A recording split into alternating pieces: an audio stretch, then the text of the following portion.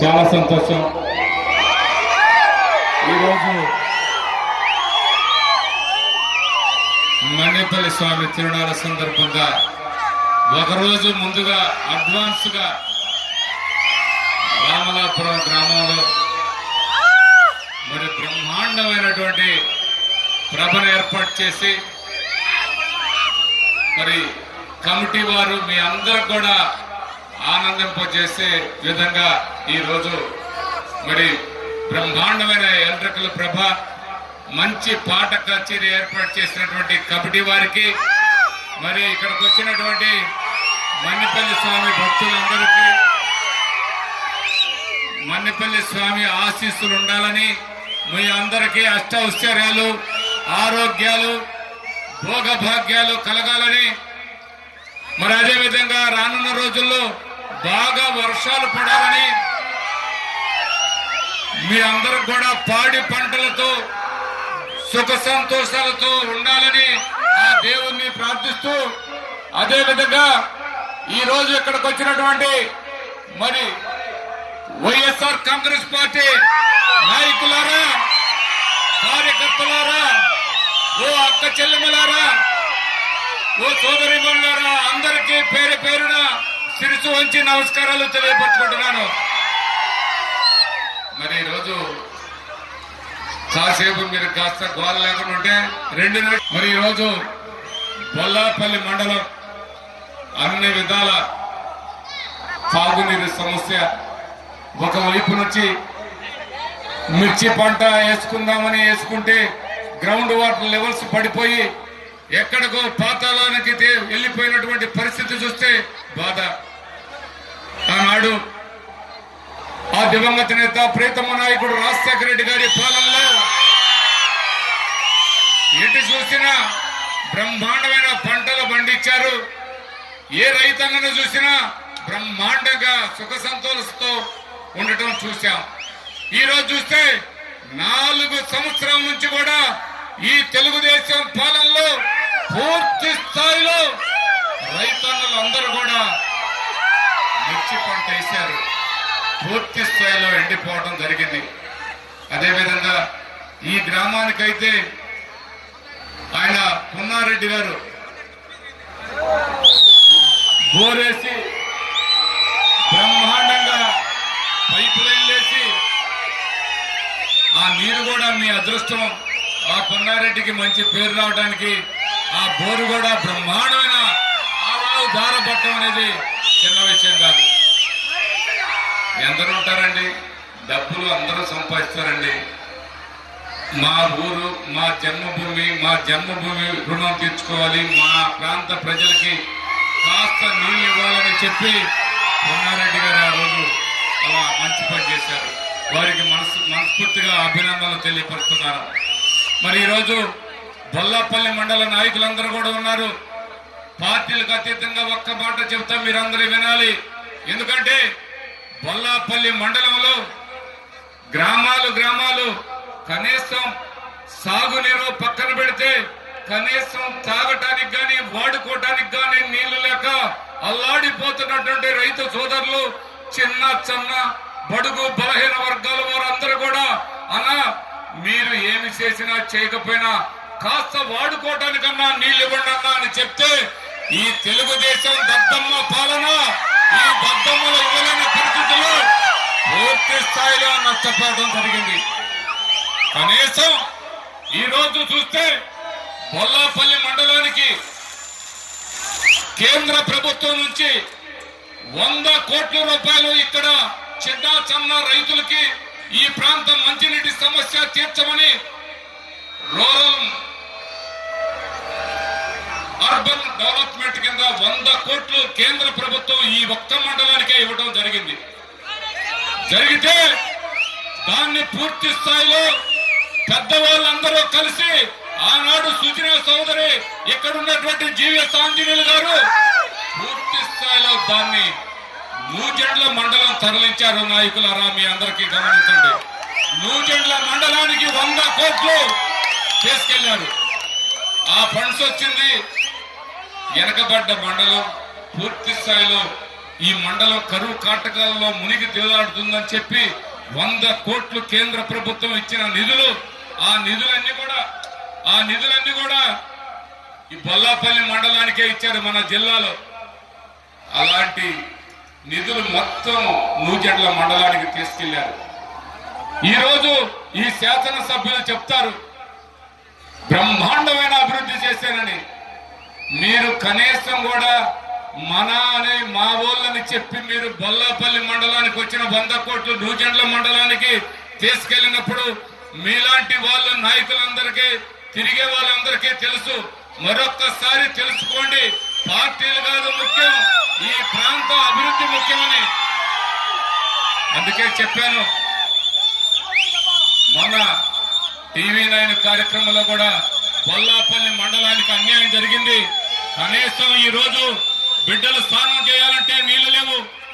ఇవాళ బిడ్డలు స్నానం చేస్తే రేపు భార్య స్నానం చేస్తే ఎల్లుండి భర్త స్నానం చేసి ఆ కుటుంబం అల్లాడిపోతున్న గ్రామాలు ఉన్నాయి.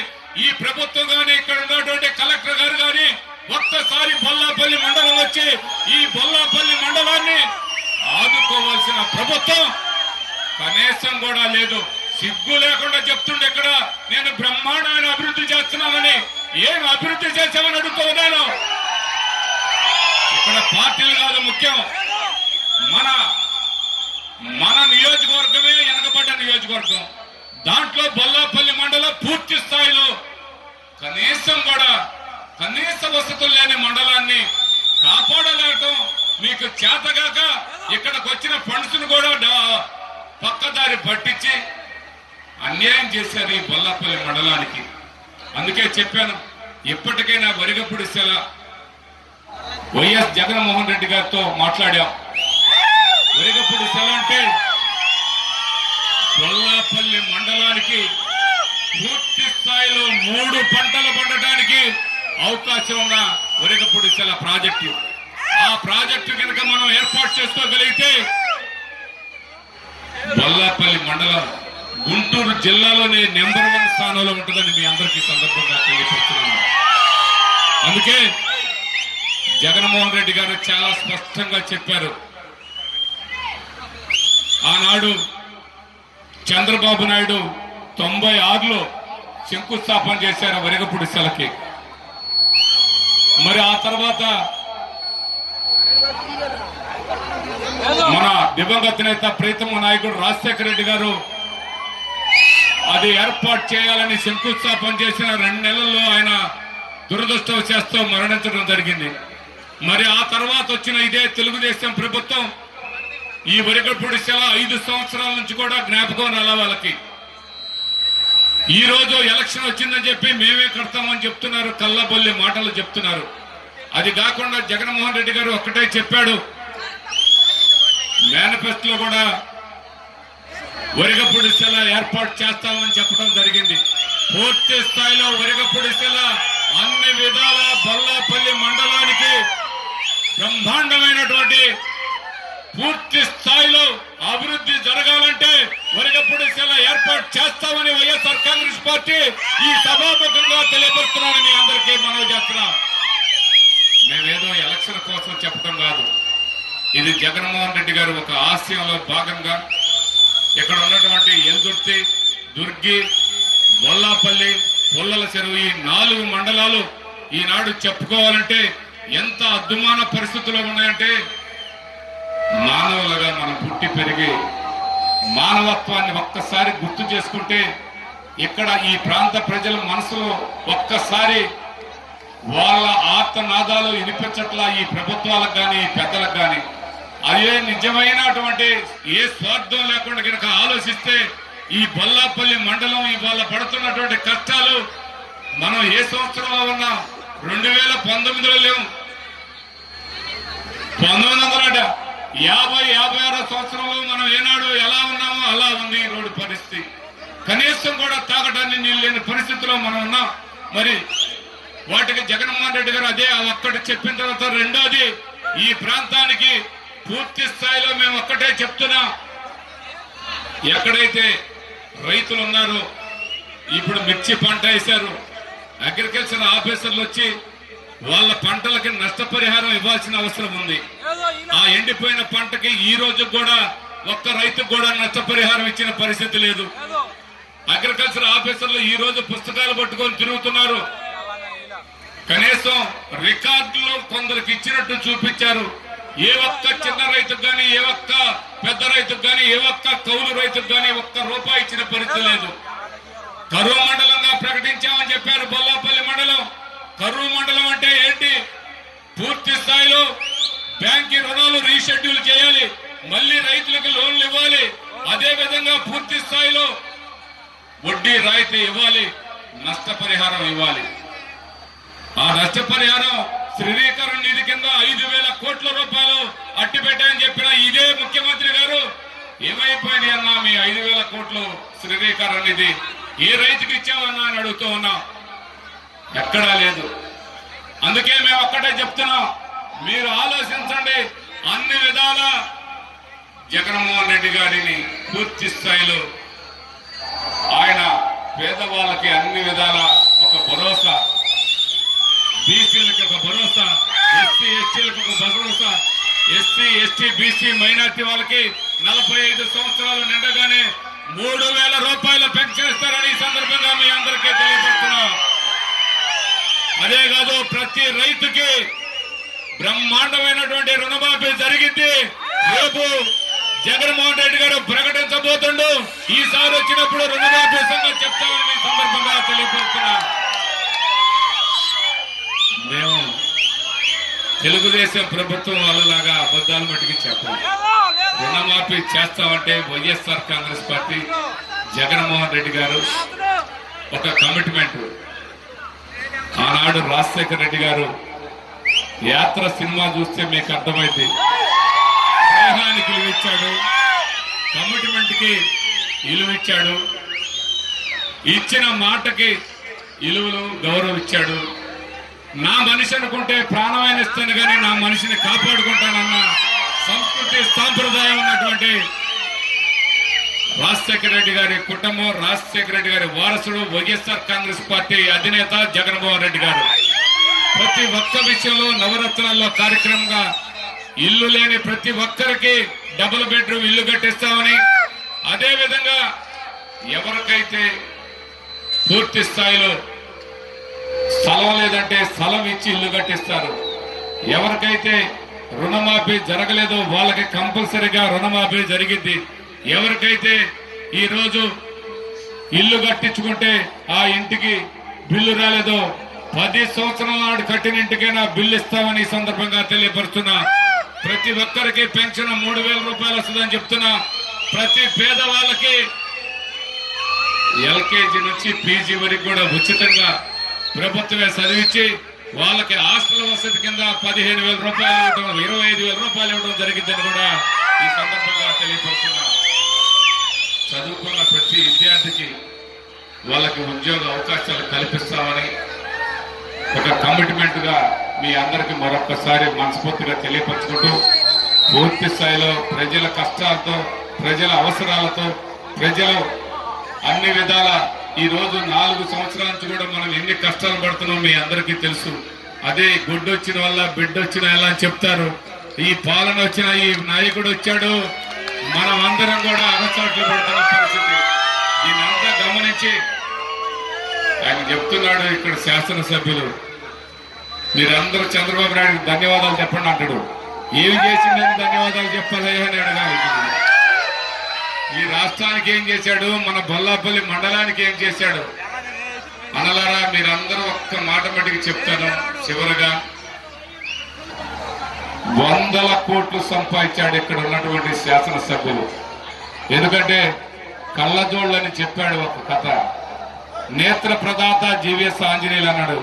నేత్ర ప్రదాత జీవీఎస్ ఆంజనేయులు కాదు, నేత్ర ప్రదాత అక్కడ ఉన్నటువంటి కంచి పీఠాధిపతులు ఆ ట్రస్ట్ కింద పూర్తి స్థాయిలో శంకర కంటి నేత్రాలయం ద్వారా ఉచితంగా వైద్యం చేపించి అవ్వాతాతలకి చుక్కలాలు తీపించుకుంటే వాళ్ళ ఖర్చు కింద వాళ్ళకి కళ్ళజోడు కింద వీటన్నిటి మెడిసిన్ కింద కంచి పీఠాధిపతులు ఆ ట్రస్ట్ ద్వారా ప్రతి అవ్వాతాతకి 1000 రూపాయలు వాళ్ళ అకౌంట్ లో వేసి ఏమని చెప్తే ఈ శివశక్తి లీలా అంజన ఫౌండేషన్ వాళ్ళ అకౌంట్ లో 1000 రూపాయలు ఇస్తే ఆ 1000 రూపాయల ఖర్చు ఏం పెట్టాడంటే కళ్ళజోడి 100 రూపాయలు, అన్నం పెట్టించిన దానికి 70 రూపాయలు, కుర్చీ వేసి టెంట్ వేసిన దానికి 30 రూపాయలు, 200 ఖర్చు పెట్టి 1000 రూపాయలు ఆయన శివశక్తి లీలా అంజన ఫౌండేషన్ లో తీసుకోవడం జరుగుతుంది. మళ్ళా ఇదే కాకుండా అంధత్వ నివారణ సంస్థ అని ఒక సంస్థ ఉంది. ఆ సంస్థ ద్వారా మళ్ళా డబ్బులు తీసుకుంటాడు. ఈ మధ్యకాలంలో ఒక అవ్వాతాత అడిగారు, అయ్యా నువ్వు చాలా ఈ అధికారం వచ్చినాక 100 కోట్లు పోయి 1000 కోట్లకు వచ్చావు, మరి చుక్కలాలు తీపించుకున్నాం మేము, మా కళ్ళతోడు 100 రూపాయలే కదయ్యా, మేము భోజన దానికి 70 రూపాయలే కదయ్యా, కుర్చీను టెంట్ వేసిన దానికి 30 రూపాయలే కదయ్యా, మొత్తం 200 ఖర్చు పెట్టావు, మాకు 800 బాకీ ఉన్నావు కయ్యా, నాకు ఖర్చులున్నాయి, నా 800 నాకు ఏ అంటే ఎవరు చెప్పారవ్వా నీకంటే అందరూ చెప్పుకుంటారంటే అదంతా ఉత్తుతుంది, మీరేం అనుకోకండి అని చెప్పాడు. అయ్యా నా దగ్గర లెటర్ ఉందయ్యా, కంచి పీఠాధిపతులు పెట్టిన ట్రస్ట్ ద్వారా నీకు డబ్బులు వచ్చినాయని మాకు లెటర్ వచ్చిందయ్యా అనగానే అవా తర్వాత మాట్లాడతాం అనుకుంటా పోలీసు వాళ్ళని నెట్టవా అని చెప్పి ముందుకు పోయాడు. ప్రతి ఒక్క కళ్ళజోడు ఇచ్చిన అవ్వతాతలకి, చుక్కలాలు తీసుకున్న అవ్వతాతలకి 800 రూపాయలు ఈ శివశక్తి లీలా అంజన ఫౌండేషన్ అంటే ఎవరు? మన బురుడి ఆంజనేయులు గారు, యుఎస్ ఆంజనేయులు గారు. ఏమయ్యా ఇదంటే ఆయన చేస్తున్నారు. ఎందుకు ఏం చేసుకుంటారు? 100 కోట్లు ప్రభుత్వ అధికారాన్ని అడ్డం పెట్టుకుని బొల్లాపల్లి మండల పేద మండలం అని చెప్పి వాళ్ళ అధికారానికి వాళ్ళకు వచ్చే మొత్తాన్ని దోపిడీ చేశావు. ఇంకా నీకు తీరలేదా నీ దావాద్రిని అడుగుతున్న ప్రజలకి సమాధానం చెప్పలేక ప్రతిపక్ష నాయకుడు బ్రహ్మనాయుడు గారు నా మీద కుట్ర పన్నుతుందని చెప్తాడు. మేము కుట్ర పనుల మోసపూరితమైనటువంటి ఆలోచన చేసి ఆర్టికల్స్ రబ్బని 100 కోట్లు తీసుకున్నాం. అదే విధంగా బయో ఫర్టిలైజర్స్ అని చెప్పి రైతులను మోసం చేసి 100 కోట్లు సబ్సిడీలు తీసుకున్నాం.